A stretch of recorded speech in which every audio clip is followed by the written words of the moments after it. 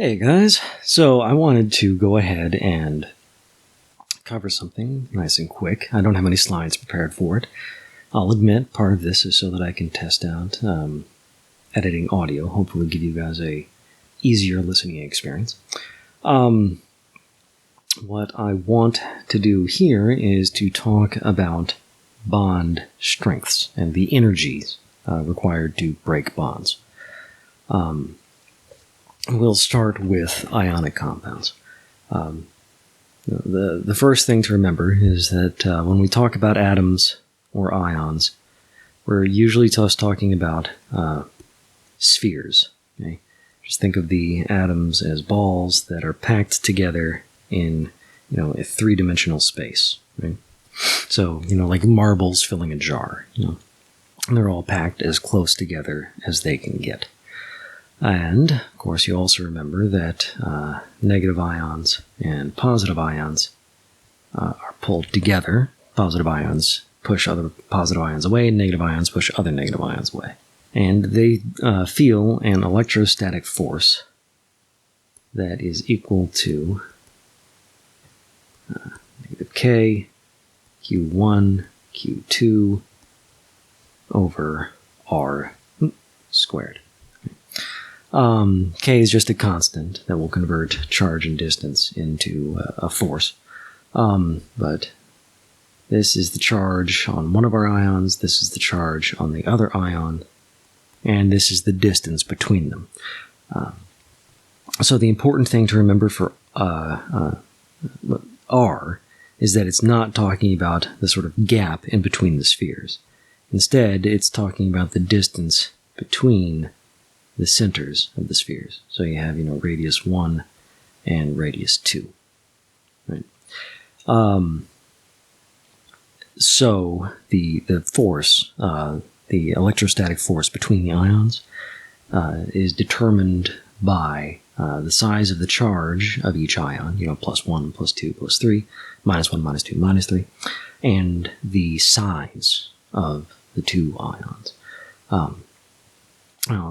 Of course, you definitely are expected to be able to either figure out or simply know the charge of the ion we're dealing with. The radius you can't really figure out, you can't really know, but you can compare ions. For example, which is bigger, oxygen or fluorine? That's going to be oxygen. Fluorine has a higher effective nuclear charge. So you can compare their ions as well. Because O2 minus versus F1 minus, they have the same number of electrons, but fluorine has more protons, so fluorine is still going to be smaller. I should say fluoride would be smaller than oxide. So that fluorine is smaller, oxygen or oxide is going to be bigger. So that's what I mean to say what we're talking about here is that you're going to be comparing the force, the electrostatic force. You're going to be comparing the energy of the ionic bond. So when you do that, what you have to compare is the size of each charge, say 1 plus versus 2 plus, or 2 minus versus 3 minus, and R, the sizes of our ions. Okay? So bigger ion versus smaller ion. So you would expect an example of a really, really strong bond would be something with big charges and a small distance, small ions with big charges. Okay? So you're going to want, say, nitride. Nitrogen, it's up at the top of the periodic table. It has a nice big charge, 3 minus. And you also want a very small positive ion, so maybe magnesium. Magnesium has a 2 plus charge, and also at the top of the periodic table. So magnesium nitride is going to be an example of a nice strong ionic bond. Conversely, if you want a weak bond, you're going to want big ions with small charges. Okay? So this is strong, and weak would be something like francium iodide. Francium and iodine are both down toward the bottom of the periodic table. They're nice big ions, and francium has a 1+ charge, iodine has a 1- charge. So this would be a nice weak bond. So that is the sort of thing you can expect from talking about ionic compounds and the strength of the ionic bond. So say, which would form a stronger bond with oxygen? Magnesium or lithium? So what you'd have to do for magnesium and lithium is you'd flip over to the periodic table and you'd see, they're both on the same row. They're both on row 2 of the periodic table. So they're going to be roughly the same size. Okay. Magnesium, being to the right of lithium, is going to be a little bit smaller. Lithium is going to be a little bit bigger. It's not a huge difference, but it's there. The other thing to consider is going to be the charge. So there's R and Q. You compare, that is a terrible Q. Q, you compare them. Magnesium takes a 2+ charge, and lithium takes a 1+ charge. So you know that this up here means that it's going to favor magnesium, making a stronger bond. And you come down here and you compare their sizes. This will also favor magnesium, making a stronger bond. So this is going to make the stronger ionic bond than lithium would. Okay? So your answer there would be magnesium. So that's the sort of problem I might give you. Is just say which one might form a stronger bond, or I might give you 2 compounds, ask you to compare magnesium oxide versus lithium oxide, something like that. Or it could be magnesium oxide versus magnesium chloride. Same sort of problem, only there you're comparing the anions instead of the cations. So that is what we look at with respect to ionic compounds. Just, no math for that one. All right. Now, covalent compounds. Covalent compounds are quite a bit different because we're looking at atoms that are sharing electrons rather than ions that are pulled together by electrostatic forces, which means that we can't really do any sort of calculations, even if we wanted to. You guys don't have to, but we couldn't even if we wanted to. So the way you think about these is, a pair of atoms connected by a spring, and the spring, is pulling the atoms together. It also allows the atoms, the ability to flex. They can vibrate and so on, but they tend to stay at the same distance. Okay. And so a stronger covalent bond has a stronger spring, more tightly coiled, pulling them closer together. Whereas a weaker bond has a weaker spring, and it doesn't pull them as closely together. So for a covalent bond, it can be strong or it can be long.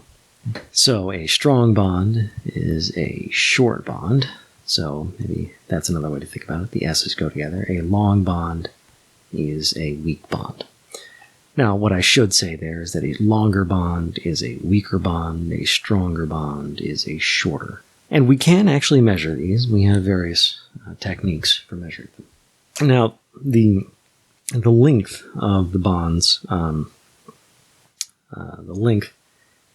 doesn't vary too much. It's, about 1 to 2 angstroms. So not a huge amount of variation there. Whereas bond energies, you can get wild variation there. It can be 250 kilojoules per mole to 1200 kilojoules per mole. So you can get a lot more variation in terms of bond energy, how strong the bond is. And for this one, I actually have numbers prepared. And this is what you see. Okay. Down here on the lower left, using bond numbers, or bond lengths and bond energies. I've made this chart over here on the left, and you see it's a fairly direct and straightforward relationship. It's not perfect because, we're dealing with real atoms here and not, balls on springs, excuse me. But you still see, the rather clear trend, Over here you have a very short, very strong bond, and that would be the carbon monoxide bond, carbon triple bond with oxygen.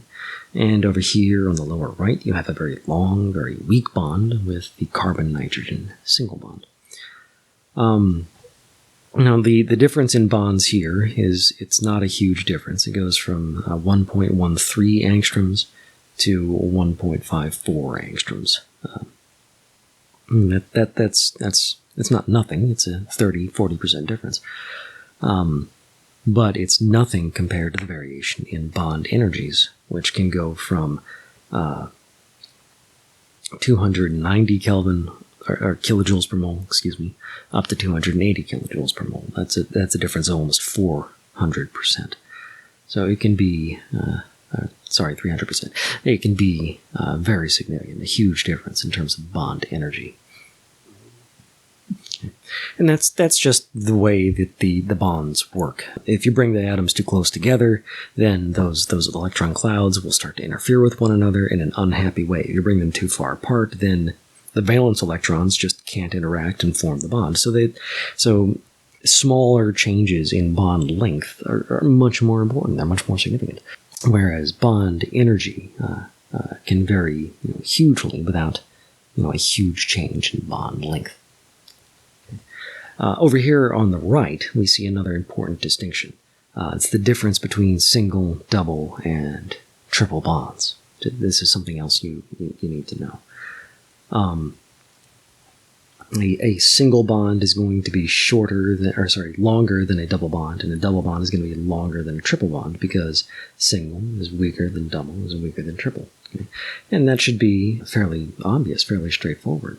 You would expect that the more bonds there are, the stronger the connection between the two atoms is.